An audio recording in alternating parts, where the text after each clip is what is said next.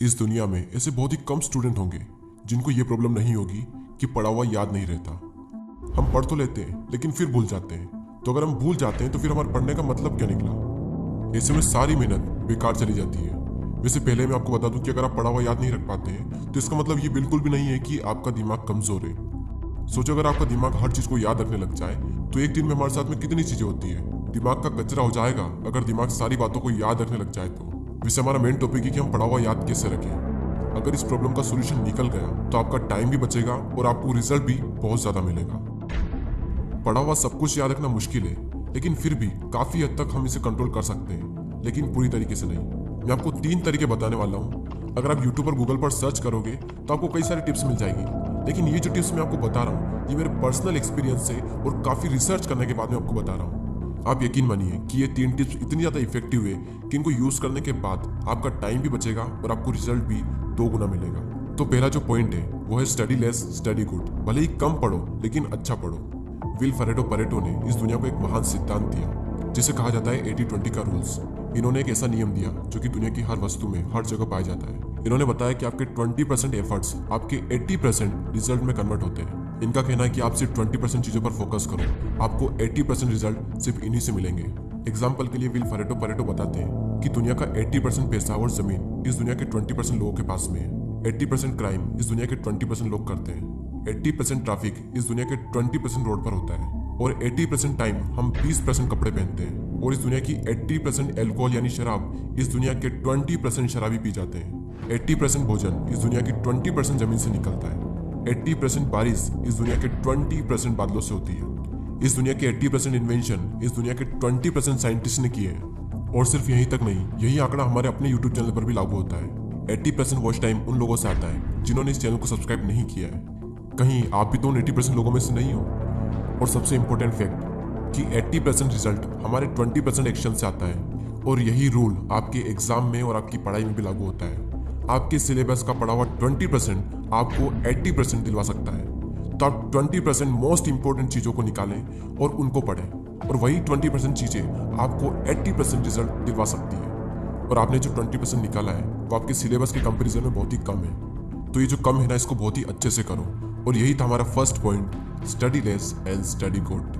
दोस्तों, मैंने भी कई बार ये गलती की है कि जितना पढ़ना होता है उससे हम कई गुना ज्यादा पढ़ते हैं, और इसका रिजल्ट ये होता है कि हमें जो याद रखना चाहिए वो भी हम भूल जाते हैं। एग्जाम में अब वैसे भी ज्यादा दिन नहीं बचे, तो आप इस रूल को यूज करके काफी अच्छा रिजल्ट पा सकते हैं। अब नेक्स्ट जो पॉइंट है वो है स्टडी इन मॉर्निंग। और ये जो पॉइंट है ना, ये मेरा फेवरेट पॉइंट है, क्योंकि मैंने अपनी लाइफ की ज्यादातर पढ़ाई सुबह ही की है। एक तरफ एक स्टूडेंट है जो सुबह जल्दी उठकर 2 घंटे पढ़ाई कर रहा है, और वहीं दूसरी ओर एक और स्टूडेंट है जो दिन में 4 घंटे पढ़ाई कर रहा है। तो ये जो पहला वाला स्टूडेंट है ये ज्यादा आउटकम दे पाएगा दूसरे वाले के मुकाबले। सुबह जल्दी उठकर पढ़ने के 2 सबसे बड़े बेनिफिट होते हैं। सुबह के टाइम हमारी कंसंट्रेशन सबसे पीक स्टेट पर होती है, और सुबह के टाइम पे जो कंसंट्रेशन होती है शायद ही पूरे दिन में आपको कंसंट्रेशन मिल पाएगी। और सेकंड बेनिफिट ये है सुबह जल्दी उठने का कि सुबह कोई भी डिस्टर्ब करने वाला नहीं होता है। एनवायरनमेंट में एक अलग ही साइलेंस होता है, और उस साइलेंस में कुछ नया सीखने का मजा ही कुछ और होता है। आप सुबह जल्दी उठकर 3 घंटा पढ़िए, और उसके बाद में पूरे दिन अगर आप सिर्फ मुश्किल से आधा से 1 घंटा भी पढ़ते हैं तो वो बहुत है आपके लिए। कहने को तो लोग 8-10 घंटे पढ़ते हैं, लेकिन जो 2-3 घंटे की मेन पढ़ाई जो होती है कॉन्सेंट्रेशन के साथ में, वही सबसे मेन चीज होती है। बाकी सब दिखावा है। हमारे देश के प्राइम मिनिस्टर मोदी जी ने भी सुबह जल्दी उठकर पढ़ने को कहा है। एक रीजनेबली सुबह सूर्योदय के पहले अगर तैयार हो करके पढ़ना शुरू करते हैं तो पूरी तरह आप बिल्कुल मन से एकदम तंदुरुस्त होते हैं। जैसे बारिश के बाद आसमान कैसा साफ नजर आता है। सुबह बहुत उत्तम कालखंड होता है, फ्रेश होते हैं, थकान नहीं होती है, और अध्ययन से ही शुरू करते हैं तो ज्यादा अच्छा रहता है। और ना सिर्फ मोदी जी ने बल्कि हमारे शास्त्रों में, आयुर्वेदा में भी यही बात कही गई है कि सुबह के टाइम हमारा ब्रेन सबसे ज्यादा एक्टिव होता है, और उस टाइम जो भी हम अपने ब्रेन में डालेंगे वो दिमाग में छप सा जाएगा। सो ये था second point, study in morning. अब जो लास्ट जो पॉइंट है वो बहुत ही ज्यादा इंपॉर्टेंट पॉइंट है, और ये पॉइंट आप सबको ऑलरेडी पता है, लेकिन हर कोई इस पॉइंट को बहुत ही इग्नोर करता है। और वो पॉइंट है पढ़ाई के बीच में रेस्ट लेना। कुछ लोग होते हैं जो रेस्ट ही नहीं लेते हैं, और कुछ लोग ऐसे होते हैं जो बहुत लंबा रेस्ट लेते हैं, और इस बीच में कुछ लोग ऐसे होते हैं जिनकी पूरी जिंदगी रेस्ट लेने में निकल जाती है, और एंड में वो खुद रेस्ट इन पीस हो जाते हैं। पढ़ाई के बीच में कितना रेस्ट लेना चाहिए ये मैं आपको नहीं बताने वाला, ये आप खुद तय करें अपने अकॉर्डिंग। आपको फिर से एनर्जी प्रोड्यूस करने के लिए कितना टाइम चाहिए ये आपको आपके अलावा कोई नहीं बता सकता। जितनी इंपॉर्टेंस हम अपनी पढ़ाई को देते हैं उतनी ही ज़्यादा इंपॉर्टेंस हमें रेस्ट को भी देनी चाहिए, क्योंकि रेस्ट ही वो चीज़ है जिसकी वजह से हम पढ़ पा रहे हैं। हम एक दिन में जागते भी हैं और सोते भी हैं। तो उसी तरीके से अगर आप काम कर रहे हैं तो काम के बीच में रेस्ट लेना भी बहुत ज़रूरी है। और हाँ, ये गलती बिल्कुल मत करना कि अगर आपका एक बार पढ़ाई में मन लग गया तो लगातार पढ़े जा रहे हैं, लेकिन बाद में एक टाइम ऐसा आएगा जब आपका बिल्कुल भी मन नहीं लगेगा रेस्ट लेने के बाद भी। जब एक बार पढ़ाई में मन लग जाता है तो हम इतना पढ़ते हैं कि हम अपने दिमाग को ही पूरी तरीके से थका देते हैं और हालत ऐसी हो जाती है कि फिर से पढ़ने का मन ही नहीं करता। आपने पढ़ना शुरू किया, आपका मन लगा, अब थोड़ी देर बाद आपको रेस्ट लेना चाहिए, लेकिन आपको लगता है कि मैं भी और पढ़ सकता हूँ। तो उस फीलिंग को बनाए रखें और रेस्ट लें और फिर दोबारा उसी फीलिंग के साथ में अपनी पढ़ाई शुरू कर दें। अगर आप चाहें तो आप पोमोडोरो टेक्निक का यूज़ भी कर सकते हैं। पोमोडोरो एक बहुत ही सिंपल टेक्निक है।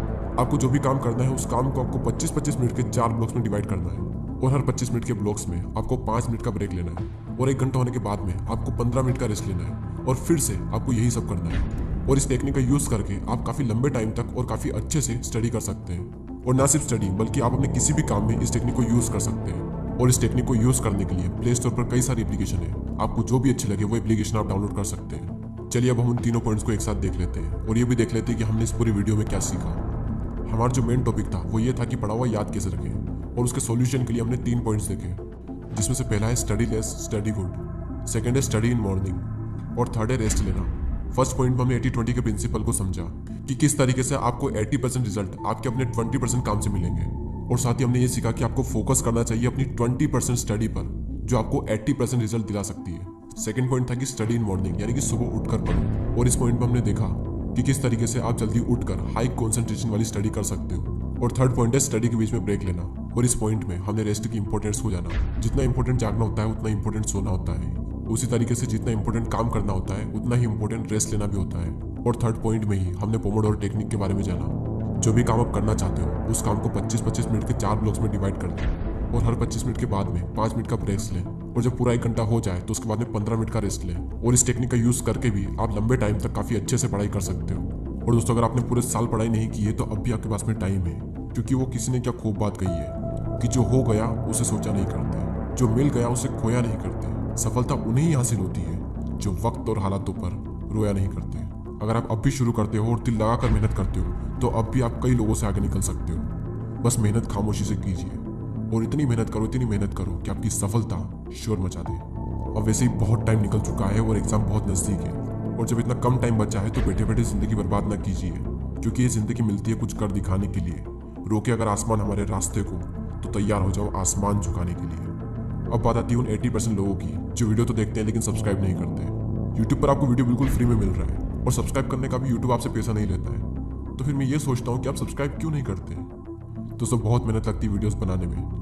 आपका एक सब्सक्राइब और एक कमेंट मुझे बहुत मोटिवेट करता है आने वाले टाइम में इससे भी अच्छे वीडियोस बनाने के लिए। मैं लेता हूँ आपसे अलविदा। Thanks for watching.